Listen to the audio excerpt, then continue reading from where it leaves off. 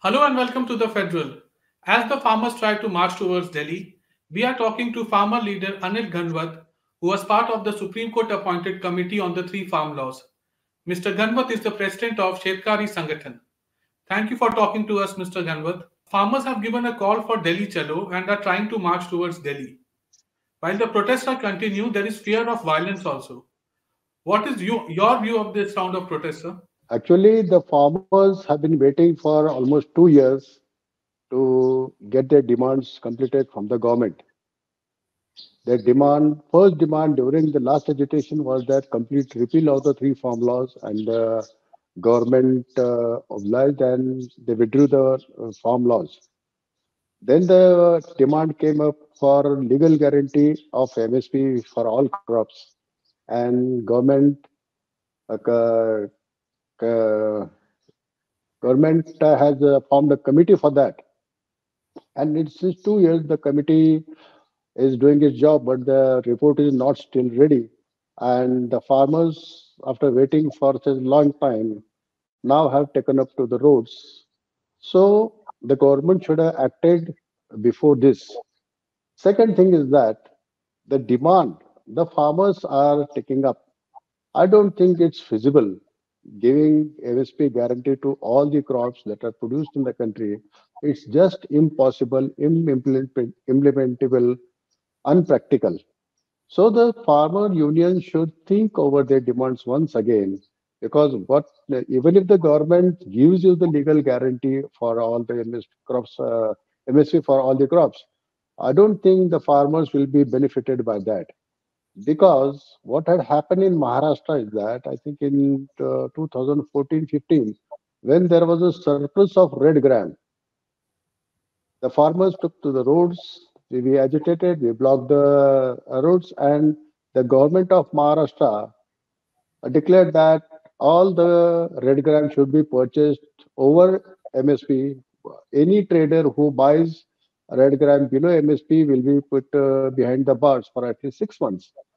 And the traders started closing down their shutters, and they said that we don't want to go to the jail, and you sell it to anybody who is buying over MSP, because we don't have any buyer who is ready to buy at that price. So the farmers had to give in writing that our produce is not FAQ, and then the traders had a what you can say. Uh, Traders had a chance to buy it from the farmers directly. So these all things happen if there is a legal guarantee. The traders won't buy, and the government doesn't have those type of coffers to buy all the produce which is selling below MSP. So I don't think this demand is very viable. They should rethink over it and then come up with a better demand that the government uh, can really implement. Second thing is that other demands that the farmers have taken up, for example, loan waiver. I think it's the right of the farmers to get the loan waiver, because all the farmers who are producing the commodities which are restricted are in debt because of the restrictions imposed by the government over the agriculture sector. For example, today wheat, rice, all pulses, all cereal, all oil seeds, sugar, onion, all the trade is restricted. There are export bans, there are stock limits, there are interstate transport barriers. So if government is restricting the trade and pulling down the prices artificially, the farmers not are not allowed to access the international market, and that's the reason why the farmers are in debt. The OECD report, which came in 2018, it said that the farmers of India from 2000 to 217 were plundered to the extent of 45 lakh crore rupees in these 8 years. The Tata Institute of Social Sciences report says that all debt over the farmers in India is not more than 6 lakhs 40,000 crores. So the plundering, the loot from the farmers is many times more than what the farmers owe to the banks or to the government. So it is their right to get the loan giver because government the government policy that had pushed the farmers in this debt, and the farmers are no way in a position to repay it. For example, the onion farmers today, their onion would have got the price of at least 35 to 40 rupees per kg. But because of the export ban, the prices have been crashed to 10 rupees a kg. 30 rupees a kg loss means per acre 3 lakh rupees per acre. If a farmer is producing onion in 5 acres, he has lost 15 lakh rupees straight away. And the loan over him, the debt he carries is almost 5 lakhs, 6 lakhs. So he can repay it if he is allowed to earn some money. This government policy has to change.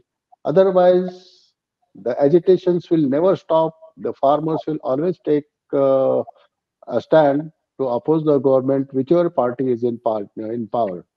Other demands like the Lakhimpur Khiri case, it's an open shut case.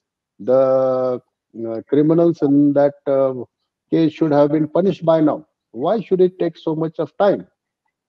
So it is the farmers think that they are politically supported by the party and they don't want to punish it, and their anguish is right, whatever they think is. But the rest of the demands like land acquisition and all, they should be solved by the government. The farmers are ready to give their land, but there should be a consent from the farmers.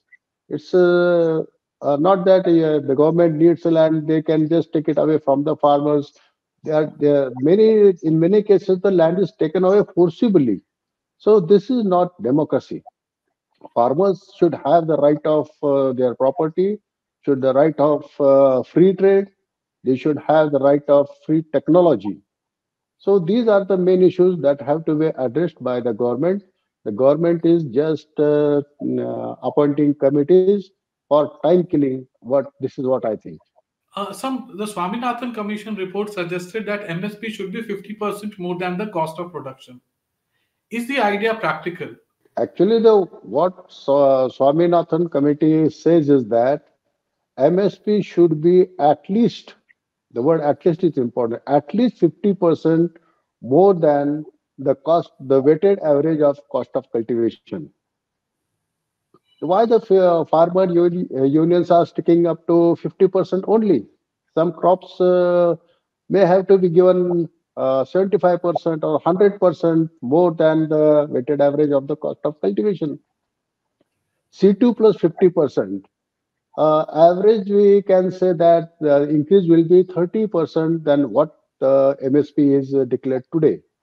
So that's also not a big issue to give C2 plus 50% because that will be what the actual cost of production will be the farmers are getting, because the procedure adopted today for calculating MSP is random sampling, and all the states give their recommendation. Then again, the average is calculated, and then whatever the figure comes, it is forwarded toward the food ministry, the consumer affairs ministry, the foreign trade ministry, and they say that, oh, though this will be very costly and there will be a rise in inflation and you can't give so much of MSP. So all that figure is reduced by all these ministries, and whatever is left, that is declared as MSP for the crop. So it's not the actual cost of cultivation. C2 plus 50% if it is given, it will be nearby what the actual cost of cultivation is. Only thing is that the legal guarantee at with these conditions, with this type of policy, agriculture policy, won't help. If there is a free trade for agriculture, if the farmers are allowed to access the international market and get whatever the international market offers, and then if the prices fall below MSP, then the government can intervene and buy whatever the produce the farmers are holding. But the traders should not be compelled to buy, because if the traders are compelled, they won't buy below MSP, and there won't be anyone to buy the produce for the farmers. If they want a law that the MS produce should not be sold under MSP, then it should be a law that would compel the government to buy whatever the produce is going to be sold under MSP. The traders should not be compelled. So this type of law will help the farmers. And if there is open trade, if the farmers are allowed to access the international market, there will be hardly any time when the farmers will have to sell under MSP, or the prices will drop under MSP, because in the international markets, our produce will be highly compatible because of the low labor prices here, low cost of production here in India. Only thing is that we'll have to adapt whatever the technology the farmers of other countries are using. For example, in Brazil and Argentina, the productivity of soybean is 3 to 4 times higher than what it is in India, and that's because of the seed they are using, the seed technology, the genetically modified seed technology they are using. They have boosted their yields. The yields in China are double than what we are having here in India.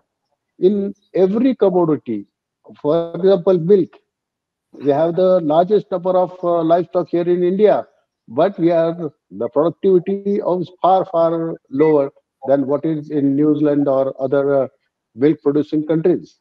So we have to update ourselves, adopt the latest technology that is offered, that is being used by the farmers all over the world, and let us enter the international market. We can compete, we can win in the interview. We are confident, the Indian farmers are confident about that. But it's the government which is not allowing us, it has shackled us.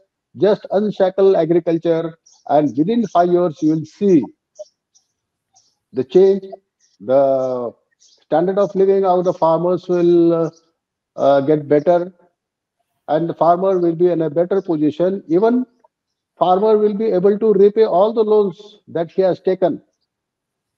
What late Sharad Joshi had suggested in the report he had submitted to the Vajpayee government when he was appointed as the president of the task force committee.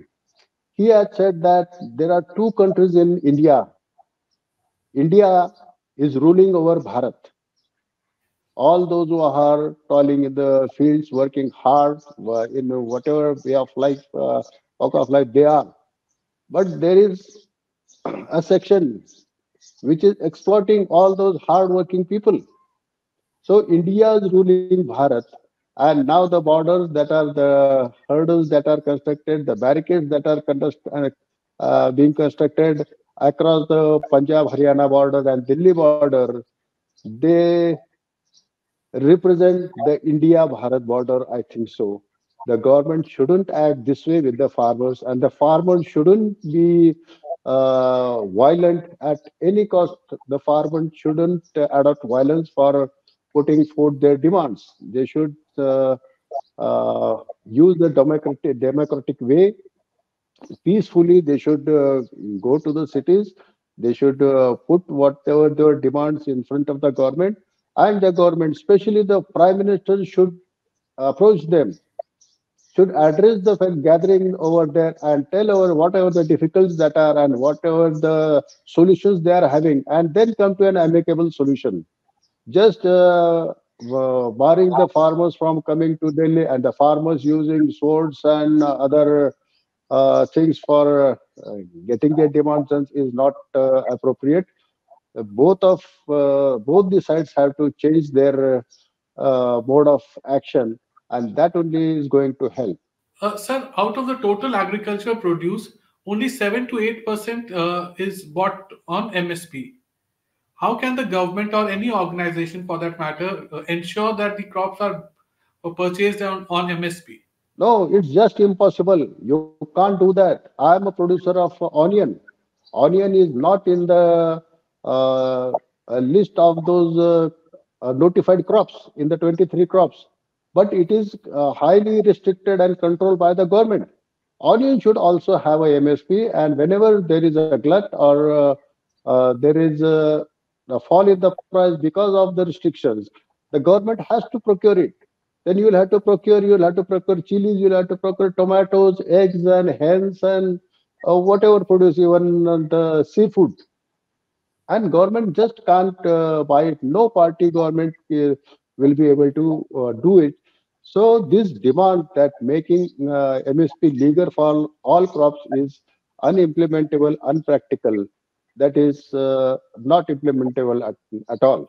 So this demand should be dropped, and the first demand should be that allow the farmers to have the access to the in the international market.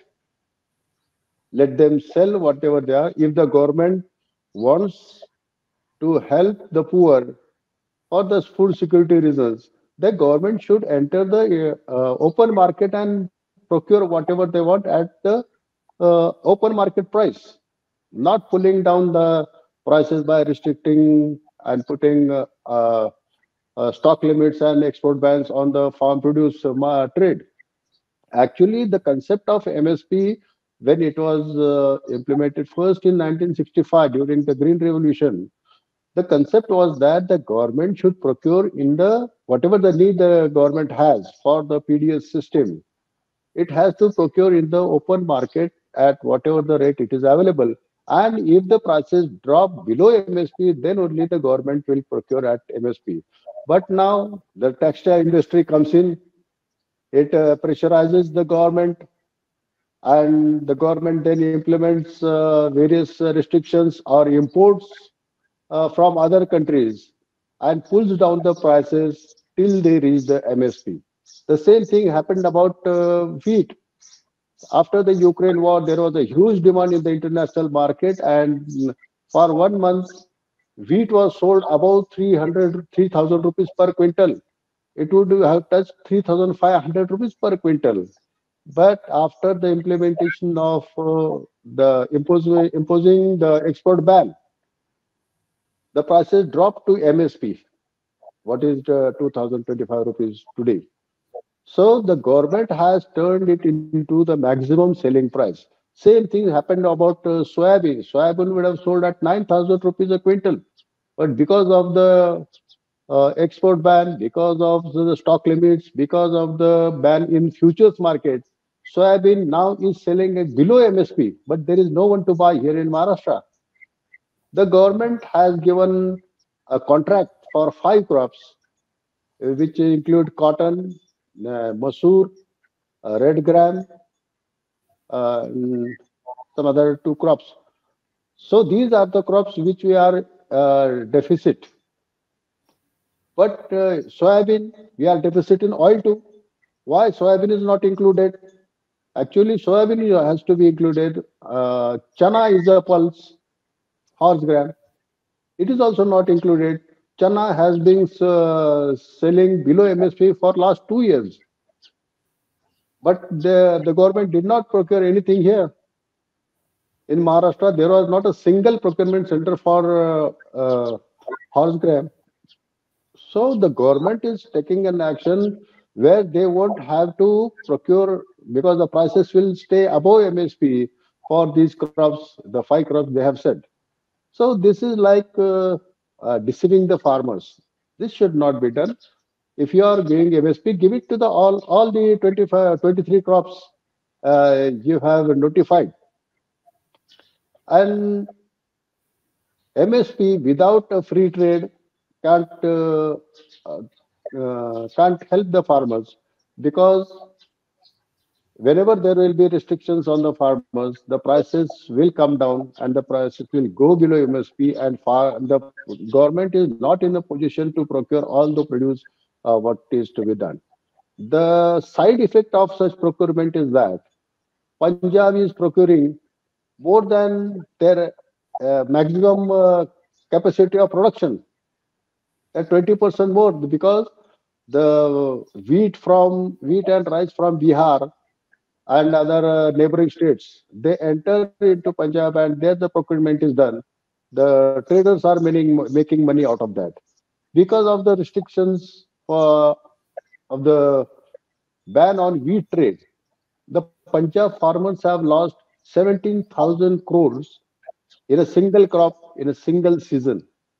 Punjab produces 170 lakh tons of wheat every year, and they have lost more than 1,500 rupees. But we can calculate at 1,000 rupees per quintal. The Punjab farmers have lost 17,000 crore rupees, the money which would have come directly into their pockets. The budget of Punjab for agriculture is only 13,400 crore rupees. Means the farmers have been deprived of getting the money which was more than the budget for the state's agriculture. So there, this is the extent to which the farmers are been robbed. The same case has happened with rice too. Rice prices would have given more money to the Punjab farmers. And the worst thing is that the three laws which the government had tried to bring in 2021, they were driven back by these farmers. If those laws would have been implemented with the recommendations which our committee had given, there wouldn't have been any export bans or stock limits unless the prices would have passed 75% more than the last 5 years average. In the non-perishables and in perishables, 200% more than the average of last 5 years. Means there wouldn't have been ban on onion, there wouldn't have been ban on rice, on wheat, and any other crop. So the Punjab farmers would have earned far, far more money. And now they are saying that India should step out of WTO. If we are not going to sell out of the country, what are we going to do with that produce? We are producing more than what our domestic requirement is. For example, onion, we require approximately 1 crore tons of onions for domestic purpose. And the production is 2 to 2.5 crore tons of onion per year. So more than half of the production has to be sold out of the country. And if the government is not allowing to us to sell out of the country, not allowing us to export, then how come the whole produce will be consumed here in the country? The prices will crash. The onion is going to rot in the shades of the farmers. Yeah, since you are a supporter of the three farm laws that were withdrawn by the union government, please explain to us if the laws were so good, why did the farmers protest? The laws were giving some kind of freedom to the farmers. Actually, as they were not so good. But the Honorable Supreme Court had appointed a committee in which Dr. Ashok Gulati, who is a renowned agriculture economist, Dr. P.K. Joshi, and myself were the three members who had prepared a report. And whatever the flaws were there, we had uh,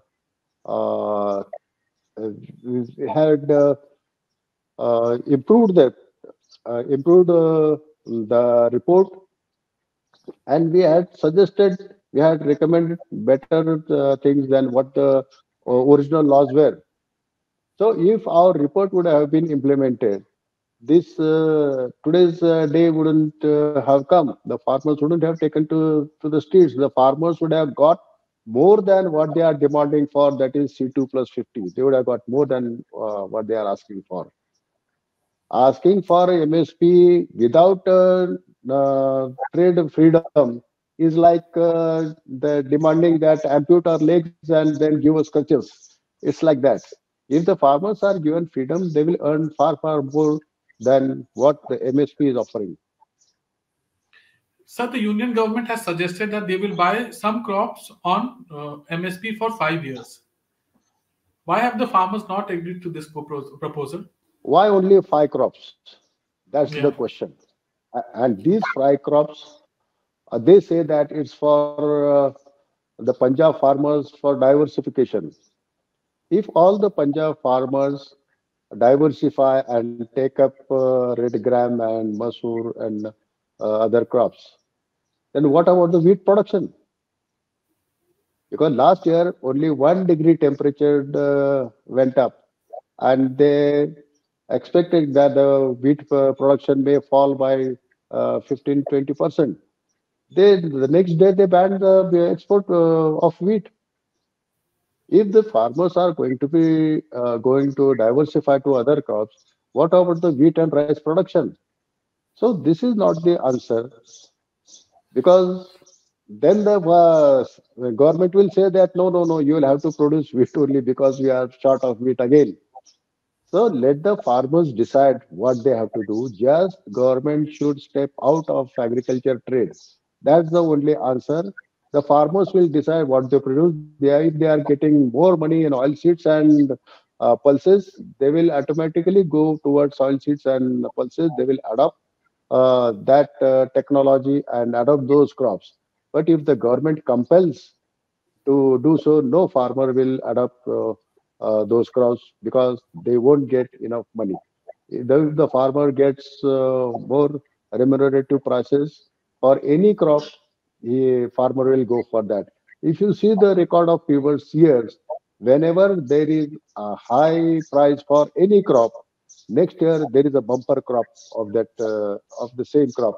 It may be sugarcane or maybe cotton or maybe red gram, whatever. Whenever the farmers get good price, farmers shift towards that crop. Only thing is that they should earn some profit out of that crop, and government is not allowing uh, farmers to get profits. That's why there is this anguish in the minds of the farmers. So my last question to you is: while several farmer organizations are participating in the protest, they are mainly from Haryana and Punjab, also some parts of Western UP and Rajasthan. Why is it that the protest does not have support from Pan India farmer organization? It's because that the government procurement takes place only in Punjab and Haryana, some parts of Uttar Pradesh, where the wheat and rice is grown. There's no effect of whatever the law is saying, or whatever the law is implemented again, because no procurement takes place here in Karnataka, Maharashtra, Kerala, Tamil Nadu, nowhere else in the northeastern states. So they don't bother whether there is MSP or no MSP. Second thing is that all the produce in Punjab and Haryana today is bought by the government. Whatever the quantity they produce, whole of it is bought by the government, procured by the government. Then why they are asking for a legal guarantee? Actually, they are selling it to the government since 1965. All that is produced. Actually, there should be the procurement should be restricted to what we need. That is around 41 million tons. That's what is required for the PDS system. But government is having huge stocks, two times, three times of what is required, and then it has to give it off free to the 5 kgs for 5 years. Our prime minister has announced that the people will get free food for 5 years. 80 crore people are given that.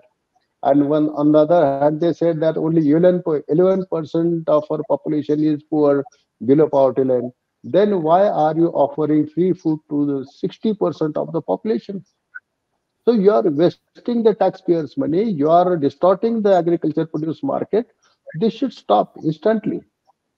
Government should procure only what is required for the PDS system, and rest should be uh, left to the open market.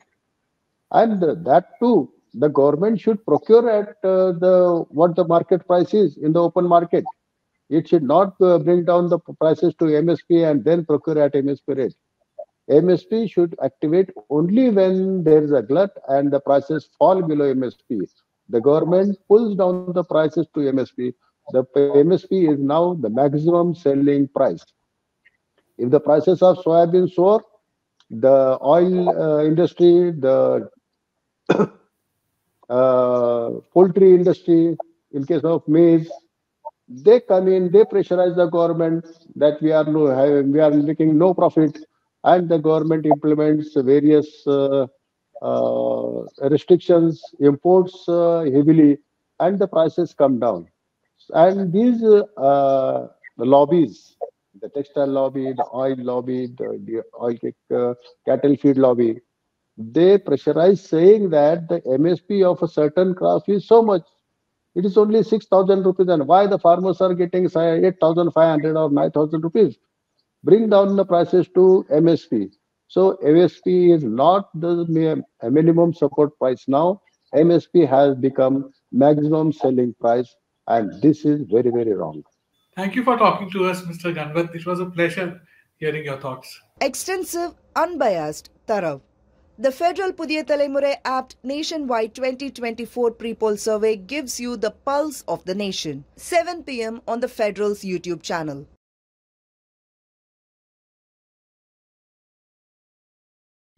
Subscribe to the Federal's YouTube page for more news and updates.